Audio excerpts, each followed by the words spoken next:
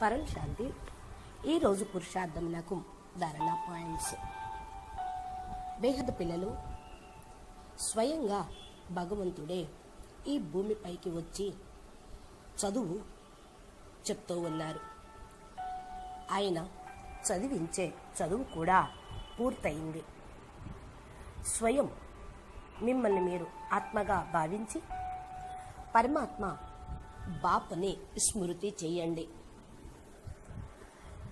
ఇదే మీ ఒరిజినల్ స్వరూపంగా తమ ఇంటికి బేహద్ కళల పరంధామానికి తీసుకొని వెళ్తుంది.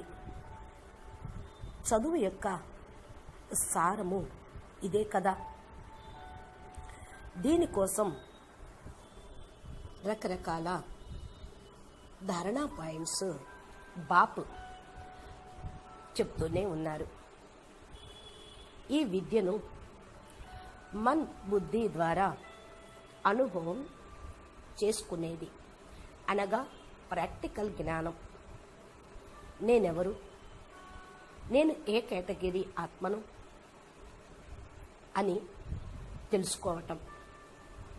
అయితే ఈ విద్య అంత తేలిక అయినదేమీ కాదు. అందుకనే స్వయంగా భగవాన్, అనగా వాన్ అంటే శరీరధారి, బాపు చదివించుటకు సాకార రూపంలో రావాల్సి వచ్చింది. ఈ సాకార బేహద్ బాపును కోట్లల్లో కొద్ది మందిలో కూడా కొద్దిమందే అర్థం చేసుకుంటారు. దానిలో కూడా అతి కొద్ది మంది అయిన బేహద్ పిల్లలకు స్వయంగా భగవంతుడు స్పెషల్గా చదివించుటకు వచ్చారు. ఇంకా మిమ్మల్ని పక్కాగా చేయుటకు వచ్చారు. మీరు చాలా ఉన్నతోన్నతమైన ఆత్మలు. అందుకనే మాటికి మీకే చెప్తూ ఉన్నారు, మీ లోపల ఉన్న పాత సంస్కారాలను పరివర్తన చేసుకోవాలి అని. మీరు మాటికి మీ ఉన్నతోన్నతమైన స్వమానంని సంకల్పం ద్వారా, వాక్కు ద్వారా అనుభవం చేసుకోండి. నేనెవరు, నా యొక్క పాత్ర ఈ ప్రపంచంలో ఏమిటి, నాకు విద్య బోధించుటకు ఎవరు భూమి మీదకి వచ్చారు అనే మాటను సదా జ్ఞాపకం పెట్టుకోండి. నేను ఎలా ఈ ప్రపంచంలో ఉండాలో కూడా బాపు మాటికి చెప్తూనే ఉన్నారు. దీన్ని అభ్యాసం ద్వారా ధారణ చేసి మిమ్మల్ని మీరు మార్చుకోండి. పిల్లలు, ఇంతకాలం దేహము అనుకొని ఉల్టాగా ఉన్నారు. ఇప్పుడు దాన్ని సరి చేసుకొని సుల్టాగా కావాలి. నేను దేహము అని అనుకోవటానికి బదులుగా ఆత్మగా భావించండి.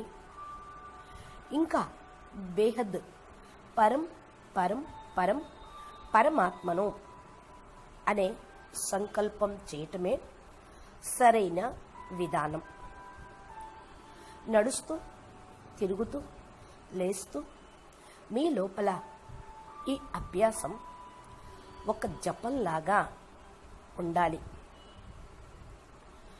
నేను పరం పరం పరం పరమాత్మను, చాలా గొప్ప మహానాత్మను, పరం పవిత్రమైన ఆత్మను, పరం లైట్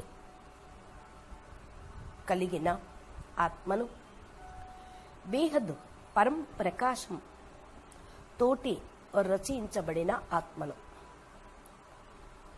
బేహద్ ఖుదాయి ఖిద్మత్గార్, ఈశ్వరీయ సేవాధారిని, విశ్వ కళ్యాణకారి ఆత్మను, విశ్వ పరివర్తక్ ఆత్మను అని సంకల్పం చేస్తూ తిరిగి నేను బేహద్ పరంధామానికి వెళ్ళాలి అనే యోగ అభ్యాసం మీ లోపల ప్రతి సెకండు నడుస్తూ ఉంటే అదే మిమ్మల్ని బేహద్ స్థానంలోకి తీసుకువెళ్తుంది. ఈ యొక్క విషయాన్నే మీకు జ్ఞాపకం ఇప్పించుటకే, మీ ఒరిజినల్ స్వరూపంలో స్థిరంగా ఉంచుటకే బేహద్ బాప్ భగవాన్ రూపంలో, సాకార రూపంలో అవతరించారు.